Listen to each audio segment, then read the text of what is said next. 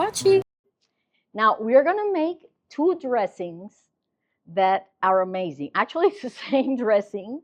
And what I have here is 15 ounces of plain yogurt that I didn't totally mix with some rice vinegar. If you only want to buy one vinegar, I would suggest you buy rice vinegar. It's a little softer than the white vinegar, and it's a little milder also too than the red vinegars, but you can also add a little bit of wine and make it red wine vinegar. You can really work around it. It's really easy.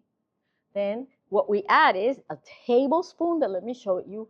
It was a tablespoon of olive oil, a tablespoon of rice vinegar, a teaspoon of honey, and a quarter teaspoon of salt and pepper.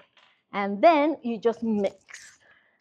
I didn't mix it before because it looked so beautiful all like this. This is just a creamy dressing that you can use for anything. Now, to this one that is exactly the same, I did something different. In case you want something that's a little bit thicker and not so runny, it has half the yogurt and half Greek yogurt. So it has half plain yogurt and half plain Greek yogurt. So it's going to make it a little bit thicker. And you're going to see in a minute when I finish mixing it and I spoon it out that you can do this anytime.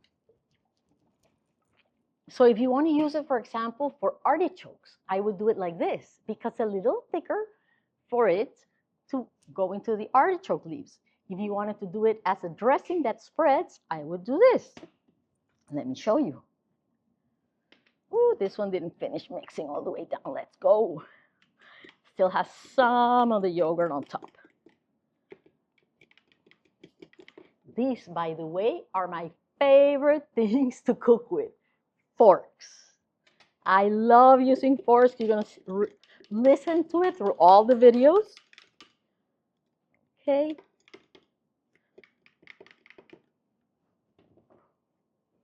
And this is our plain yogurt.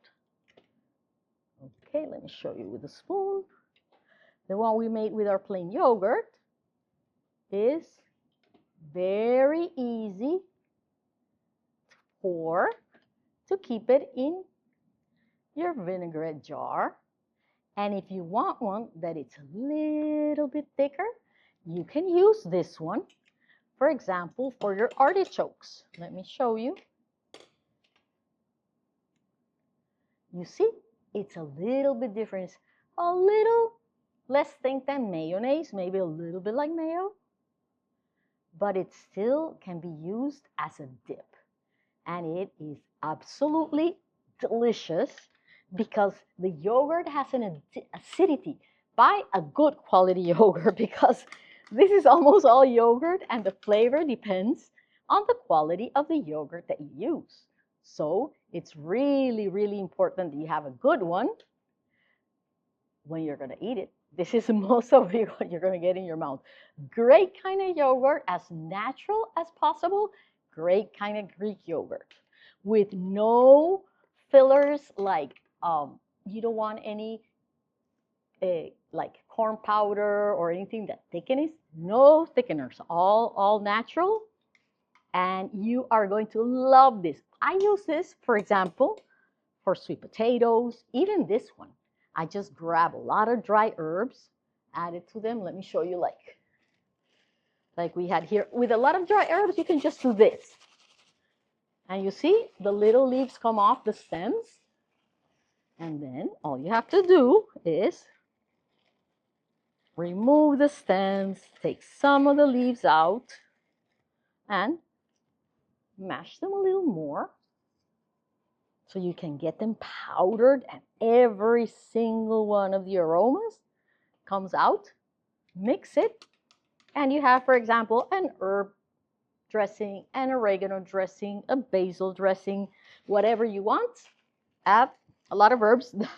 They don't fit a lot here right now, but I'm going to try add as much as I can, at least a tablespoonful. Not much more because since this is dry, it's more concentrated than what you would buy when it's fresh. Remember? The size goes 3-to-1. So you just mix it. And now we have a beautiful basil dressing in 1 minute. It's going to be perfect for the whole week. Nothing's going to happen. If you want to leave it for longer, leave the jar ajar. So don't totally close it. Put it on top like this.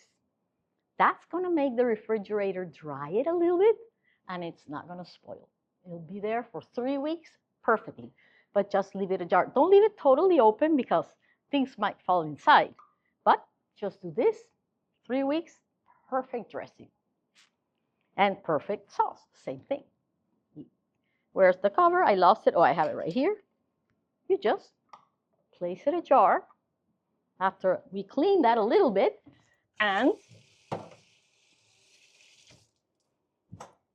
we're done. Let's clean this up for a second so we can take the last part of the video. And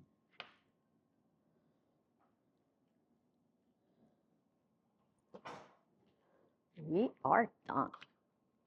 In the meantime, we're going to close them well because we need to make sure they stay closed before I take them back to the other kitchen and not have a mess.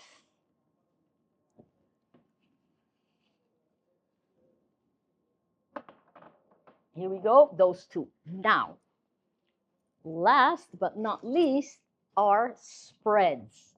We are going to make spreads. Put this here.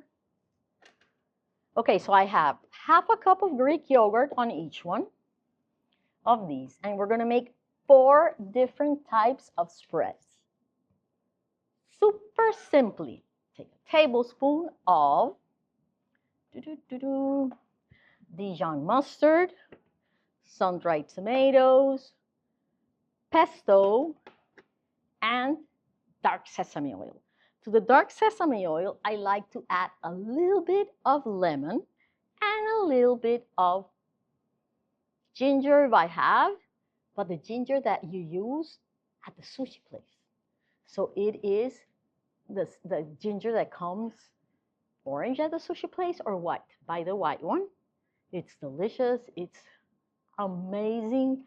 You can even bite it. It's sweet and tart. Amazing.